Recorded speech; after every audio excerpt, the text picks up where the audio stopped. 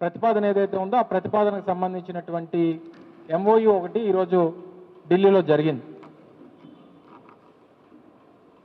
అయితే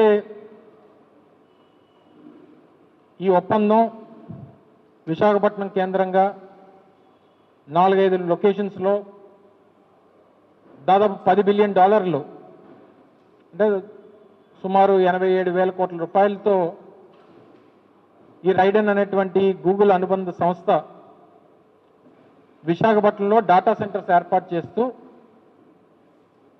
వారి తాలూకా ప్రపోజల్ని ఎంఓయు రూపంలో ఈరోజు దేశ రాష్ట్ర ప్రభుత్వాలతో ఈరోజు చేసుకున్నటువంటి సందర్భాన్ని మనందరం కూడా చూసాం.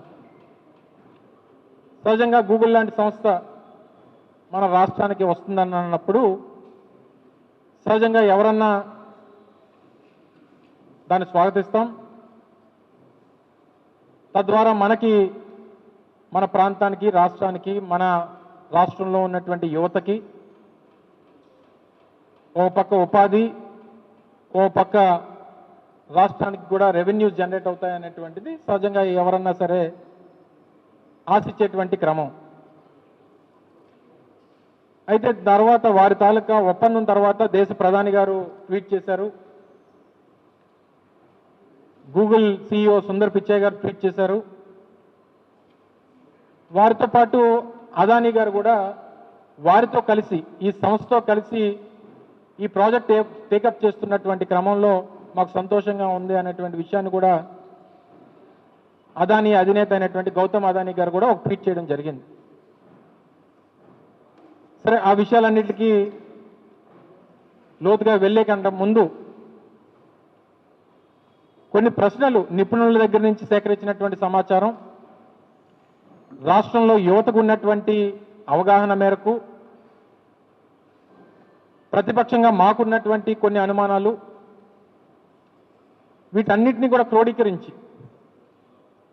కొన్ని ప్రశ్నలకు ప్రభుత్వం సమాధానం చెప్పాలన్నటువంటిది ఈ పత్రికా సమావేశం తాలూకా ముఖ్య ఉద్దేశం. ఈ రాష్ట్రానికి ఏ సంస్థ వచ్చినా స్వాగతిస్తాం, దానికి ఎంత సహకారం ప్రభుత్వాల నుంచి ఇచ్చినా సహకరిస్తాం. కాకపోతే తద్వారా వచ్చేటువంటి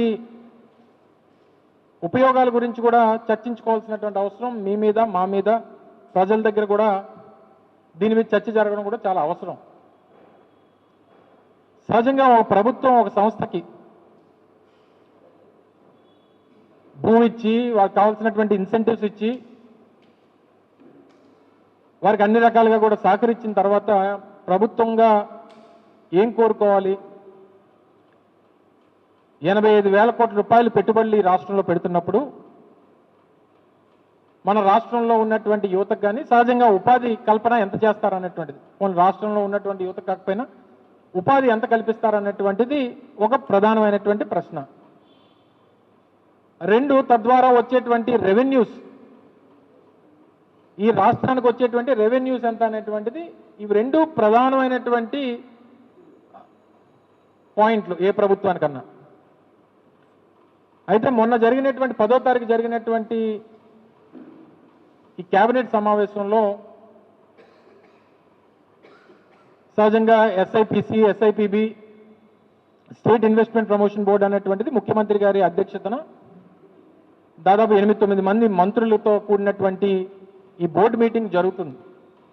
ఒక కంపెనీ వచ్చినప్పుడు ఆ కంపెనీకి సంబంధించినటువంటి రిక్వైర్మెంట్స్ ఏంటి, ఈ ప్రభుత్వం నుంచి ఏం ఇన్సెంటివ్స్ కోరుకుంటా ఉన్నారు, ఈ ప్రభుత్వం ఏమి ఇద్దాం అనుకుంటుంది, ఇవన్నీ కూడా ఈ SIPB మీటింగ్లో జరుగుతాయి. ఈ SIPB మీటింగ్ జరిగిన తర్వాత మరుసటి రోజు ఇది ఈనాడు పత్రికలో వచ్చినటువంటి ఒక ఆర్టికల్, రాష్ట్రానికి 1,14,000 కోట్ల రూపాయలు పెట్టుబడులు వస్తున్నాయనేటువంటిది చెప్తూ ఏ విభాగంలో ఎంతెంత పెట్టుబడి, ఎంతెంత ఉపాధి కల్పిస్తారనేటువంటి ప్రపోజల్ ఒకటి ఇందులో ప్రచురించడం జరిగింది. ఇప్పుడు మనం మాట్లాడుకున్నటువంటి ఈ డాటా సెంటర్ సంబంధించి ఈ రైడెన్ ఇన్ఫోటెక్ అనేటువంటి సంస్థ 87,520 కోట్ల రూపాయలు పెట్టడానికి ప్రపోజల్ ఇచ్చింది. ఎంప్లాయ్మెంట్ ఉపాధి ఎంతమంది కల్పిస్తున్నారంటే 200 మంది కల్పిస్తున్నారు. 200. సో ఈ 87,000 కోట్ల రూపాయలకు సంబంధించి